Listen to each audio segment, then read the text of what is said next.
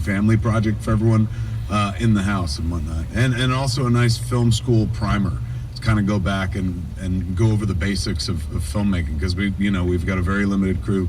Thankfully, we got Josh and Liv and stuff, but missing everything else that we've had on sets for the last 2 decades, and there have been weird moments of like, wait, is this eye line correct? I'm not even sure. We don't have like a continuity person, so like, what do we do? And like, I would call Carol Banker, who was continuity on like Mallrats back in like 1995, and she was also on Dogma, but now she's a director. Like, she's been directing like Titans and other CW shows and stuff. So I called her up while we were shooting, and I was like, I know you're a director and stuff, but I have to ask you a continuity question. She's like, oh God, go ahead. I was like, the eye line we're trying to measure right now, I'm not quite sure, but I'm going to text you a photo. Can you tell me if it's accurate and whatnot? And I did, and she said back, she's like, no, you want to move the camera over to the other side of the table? And I was like, oh my God, thank you. You saved my ass. And she was like, I won't tell anyone that somebody who's been making movies for 25 years didn't know which way somebody should fucking look on a camera. And it's been a nice primer for like filmmaking as well. Like, just in terms of like, oh yeah, it's honestly the most bare bones I've shot since like fucking Clerks, and in that way it's kind of delightful. So we've been bonding over that, I guess many things. Those are just some examples. Tonight we were bonding over this. She seemed to have a good time coming out to the drive-in. She went to a drive-in a few nights ago with Austin, closer to where we live, I think. No, further away from where we live, but not out here. And it wasn't a drive-in like this that's like made to be a drive-in. It was a place where they blew up a screen and called it a drive-in. But they went to see The Wedding Singer, and she comes back and she was just like, did you ever see a movie called The Wedding Singer? I was like, yeah, like fucking when it happened, yeah, of course. She liked it very much. So we bonded over that. We tend to like a lot of the same things. All right, you know what movie she likes? She loves this movie. She loves Blended. Let's jump over right here. This is we still joke. Ali Fritz, you there? Just randomly we'll be like, we are blending. I love that movie because Terry Crews is in it. He sings that song. We know she's really so random. Ali asked, what was it like directing Harley, particularly in her emotional scenes? She's so great. P.S. Happy birthday. Thank you. Number one. Number two, what is fucking Harley paying people to ask these questions? What was it like directing in the emotional scenes? Here, you can come on in if you want to. She honestly, like, I was like, maybe ask that question so we can see her. I was so concerned with Jay and Silent Bob. Millie was written, I wouldn't say underwritten, but very like two-dimensional. She wasn't as fleshed out as me and Jay. And I was always like, well, like, Harley will figure it out when we get there. I'm sure she'll have things to do and stuff. So I didn't really have a plan for Millie. Like, I wasn't even sure how she should sound. I knew, and of course she'd have Harley's voice, but I didn't do a lot of prep work on her. And thankfully, like Harley did, she took it real seriously and showed up like ready, loaded for bear. I mean, to be fair, she had gone and done Once Upon a Time in Hollywood before our movie. So she was on Quentin's set before she came to Jay and Silent Bob reboot, which will instill confidence in any fucking performer, man. You know what I'm saying? Like, she walked onto our set with just, yes, there you go. Walked onto our set with an air of just like, I fucking just came from a real director's set, motherfuckers. And so she was ready to go. And when we shot the first day, like, we did the scene proper, kind of, we were shooting the coverage, and we shot her coverage, and it was her and Alice together. And then at the end of the coverage, I was like, hey man, that was great. I'm just gonna go pick up some lines here, go back, do me a favor, say this like this. And I like gave her a line reading, and she kind of looked at me and then did it, and we finished out the take, and I what the fuck? Watch playback. Okay. And I was like, oh, that's great, man. We're good. We're moving on. And I look over, and Harley's sitting there, like, arms crossed. She's like, can I talk to you? And it was the scene, we're out in the woods when the van comes along. So she pulls me into those fucking woods, and she was just like, you just gave me a line reading. And I was like, I did. And she was like, actors hate that. And I was like, I know. Well, if I didn't give line readings, we might not have a movie. Jason loves it. So, I'm very used to doing that. And she's like, you just stole my dignity. as an actor. You stole all my choices. I can't bring life to something if you're going to tell me how to say. You told me to say it like I was a dog. You treated me like a dog. I was like, calm down, Meryl Streep. Like, it was just moving through things briskly. That's all and whatnot. So first day, there was a little bit of tension. I went home that night, and Jennifer was just like, how'd she do? And I was like, I think she's really good, but I think we're all making a comedy, and I feel like she's making a drama. And she's like, yeah? And I was like, yeah, I think she's like in a completely different movie from the rest of us. And she goes, does it work? I was like, I don't know, we'll see. But I said, at least she's got a plan, so I'm gonna go with her fucking plan. By the end of day 2, like, it was clear to me that, like, oh my God, she knows exactly what the fuck she's doing. She's given a lot of thought. The kid, you know, was a Stella Adler trained kid, so she put a lot of inner life into the character, a lot more thinking about Millie than I had. And so she came to set like prepared. It wasn't like I pulled her to the side and I was like, let me tell you how to fucking act because, you know, Clerks. Like, no. I mean, if she was giving me a fucking clinic on like, oh shit, like, look what she's doing. I mean, she was a secret weapon in many ways because like when she was working with Jay and there's some touchy-feely stuff, it never said in the script, Jay cries, because like I might as well write Jay whips out a fucking 20-inch cock, and so, you know, just because I write it on a page, some shit is never gonna fucking happen. So I never wrote Jay cries because that's just something that's not in his quiver, so to speak. But what I hadn't taken into consideration was Jay has known Harley since Harley come out the chute, man. Like their whole life he's known her. He's got a real special bond with the kid. The kid grew up loving him and stuff. She used to carry around this little flatso pink elephant called Yay. That was her security blanket, and her whoopee, if you will. And you know, she called it Yay, and we never, you know, we were just like, what a fucking ridiculous, wonderful kid thing to say. How stupid. It wasn't until, you know, she could fucking speak English and shit, and she was just like, Jay, it's Jay. Like she called her elephant Jay. She couldn't say Jay, so she said Yay and shit. So she, you know, the two had always known each other. Like before we made the flick, you know, one day I rolled by her room and I was like, you know, I mean, I'm not telling you what to do, but maybe you should like start hanging out with Jay and like, I don't know, studying him because you're gonna play his kid. And she's like, you don't think I've hung out with Jay long enough to get a fucking take on how to play his kid? I was like, good fucking point. So when she come to set, and they have that scene at Comic-Con where they're what I call the breakup scene, where, you know, she's like, well, I guess this is goodbye. And he gives her a joint and shit. That, like, Harley, you know, we went to shoot the scene that day, and, you know, I was like, all right, we're gonna do, you know, Jay's coverage first, because, you know, Harley's got the heavy lifting. She's gonna get emotional. Jay doesn't have to do anything, so we'll shoot all Jay's coverage, and then we'll turn around and do Harley's coverage. We'll let Harley build up. That'll give Harley a chance to like work it all up, build up to it. And Harley was like, what are you talking about? She's like, what do you mean build up to it, man? I don't need to build up. I'm an actress, motherfucker, and an actress will bring me. I was like, all right, fucking Nicole Kidman, calm down and shit. I was like, we're shooting him in this direction. Then we'll flip to you. There's only 2 shots. 50-50. Yeah. We're going in that direction first, then we'll turn around, and then you can get all emotional. All I'm saying is don't get emotional off camera.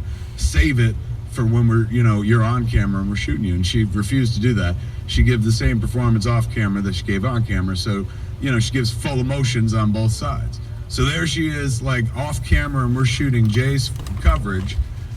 Then Harley, you know, gets into the waterworks. She's real good at, like, turning on the fucking tears, man, which is, like, spellbinding to me. That's my favorite thing about acting. That's when I consider an actor or an actress, like, that's fucking acting. When they can, like, cry on command and shit like that. And my whole career, anytime I've ever talked to an actor or actress who could cry in something, like, I'm always like, wow, how do you do that, man? Like, Genesis Rodriguez came closest, like, when she explained, because she talked about, she was in a bunch of telenovelas, she had to cry, like, every fucking day.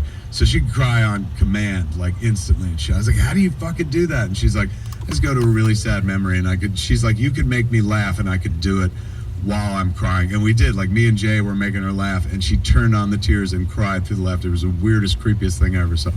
But she was like, I could go to a fucking memory. every actor or actress I've ever talked to is always like, I gotta go to like a fucking, a sad memory, a real dark memory about my childhood and shit.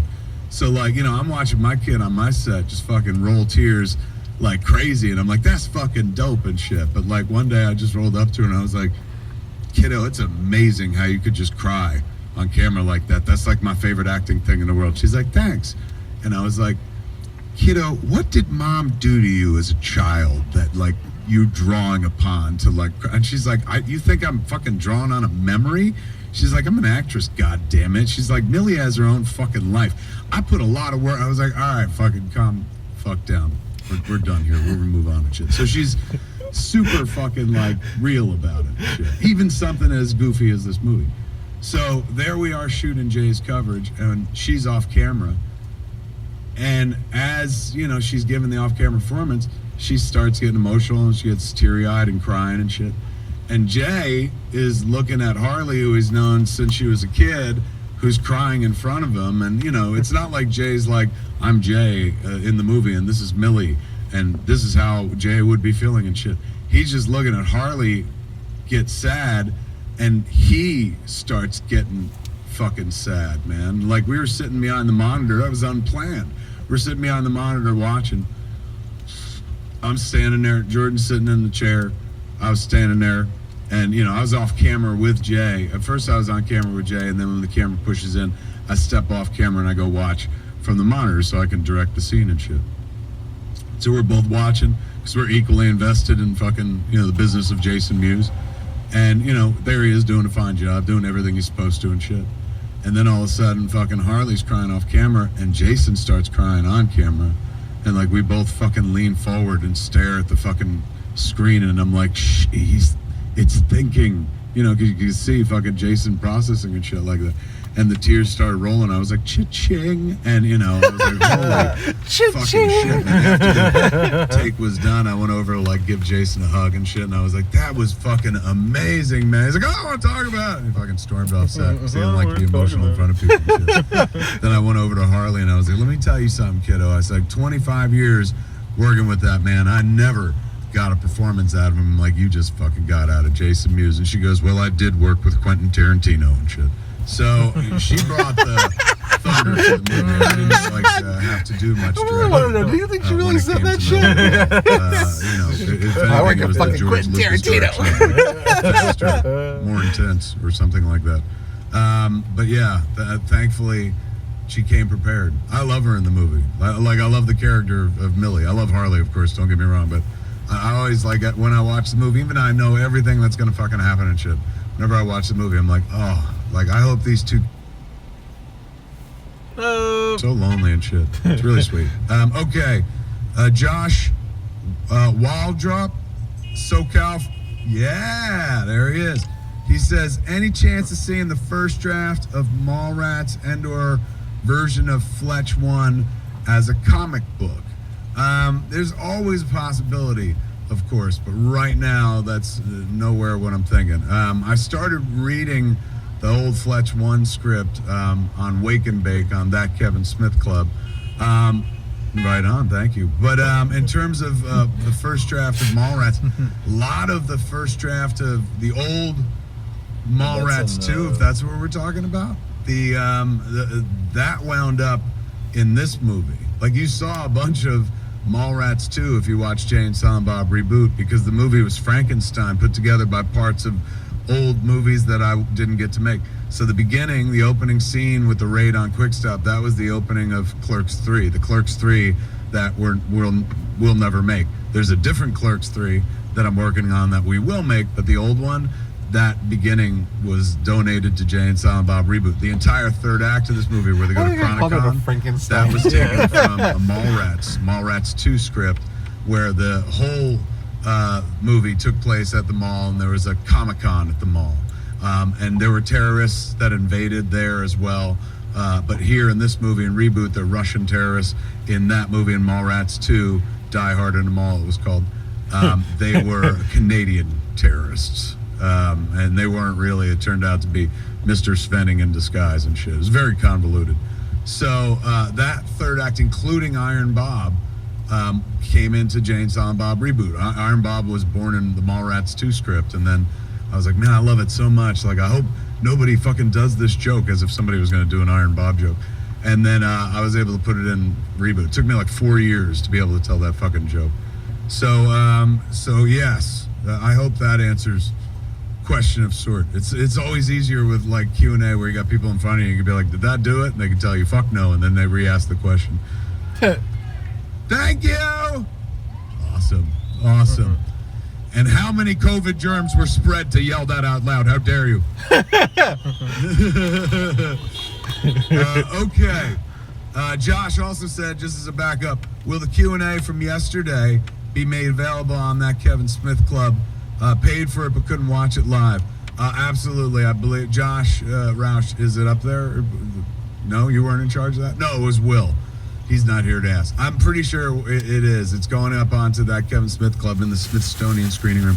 So if you missed the thing yesterday, you can watch it. We did this stream yesterday, 50 years, 50 questions, just streaming with Kevin Smith.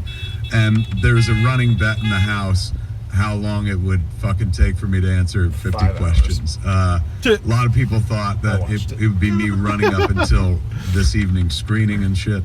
It turned out to be 5 hours. Took 5 hours, essentially. 10 questions an hour, it rounded out to be, and we got to finish it. So yeah, you'll absolutely be able to watch it.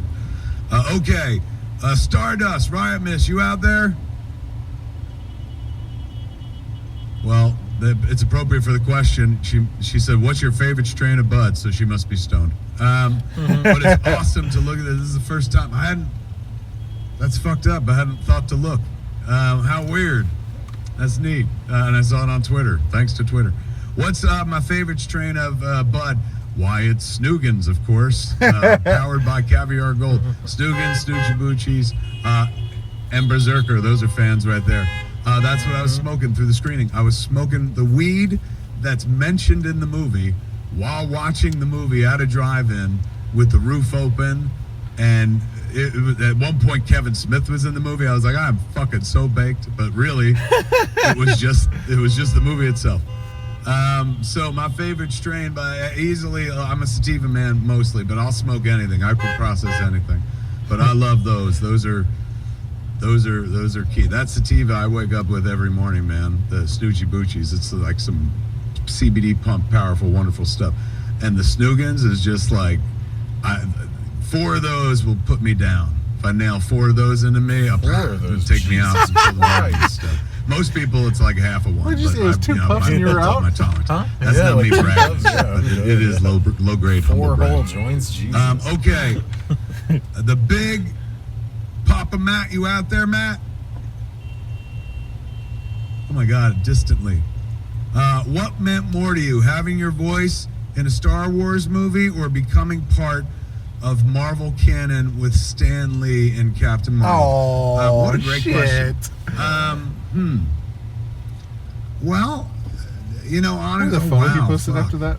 Huh? Remember the photo he posted? Oh yeah, he's like a fucking just streamed out his face. The young Kevin Smith. Dude, I jumped out like an idiot when I saw that scene. Hearing my voice a little bit. I was so Although when I saw Force Awakens, I was like, holy shit! I thought I was the guy that was like traitor, for a long time. And then JJ was like, "You're not traitor," and I was like, "Oh, that would make sense." Wait, the traitor voice, that was him? Oh, no. He was a different stormtrooper. Oh, okay. Like strange and wonderful.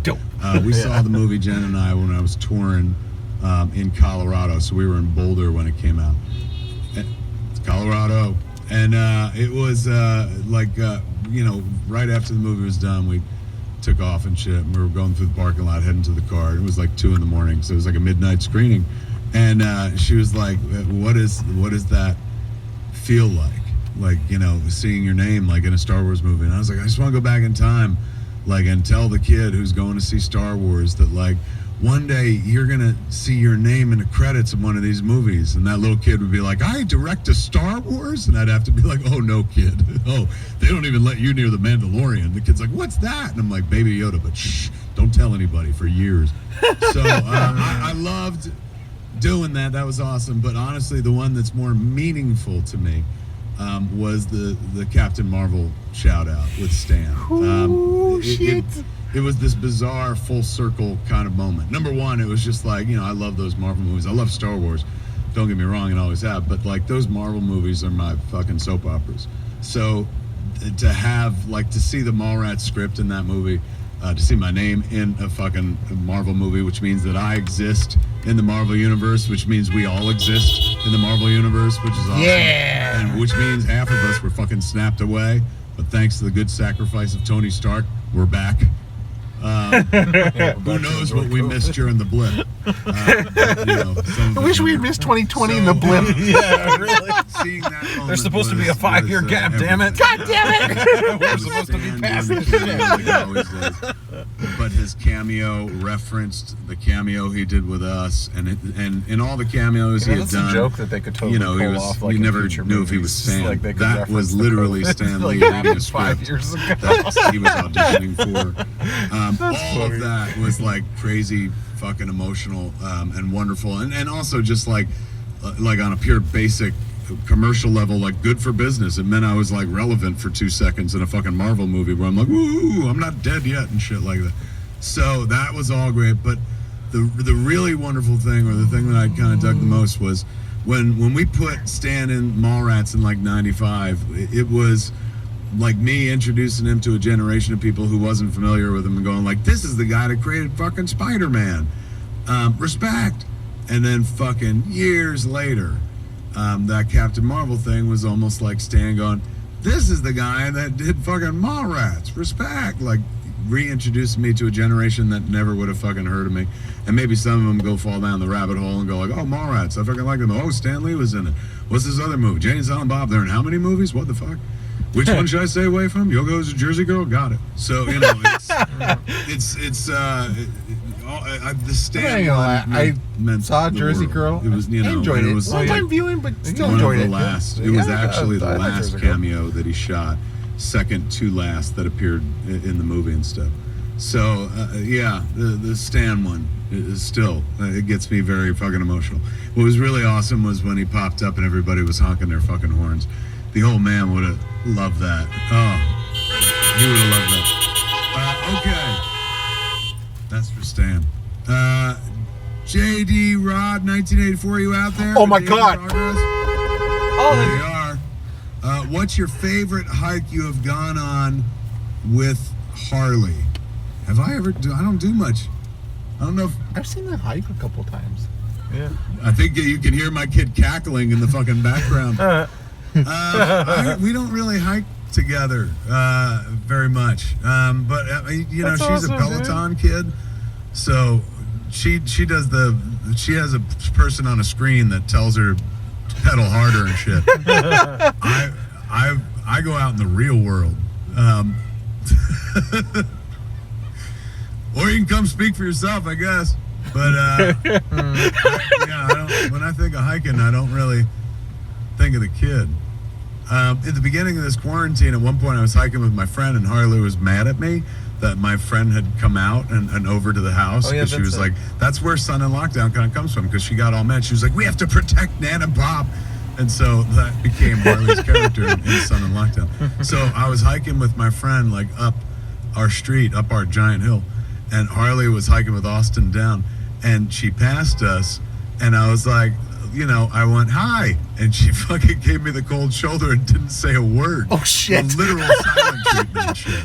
I was like, I fucking you lived in my balls once. So, I don't think of me and the kid.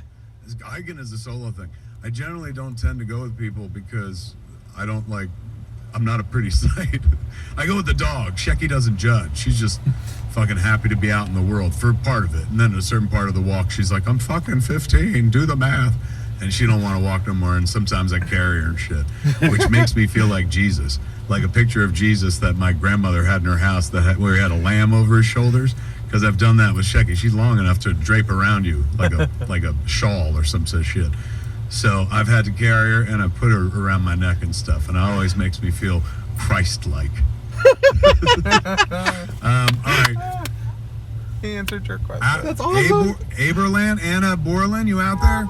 I'm going to take that horn to BS and not just somebody on the freeway.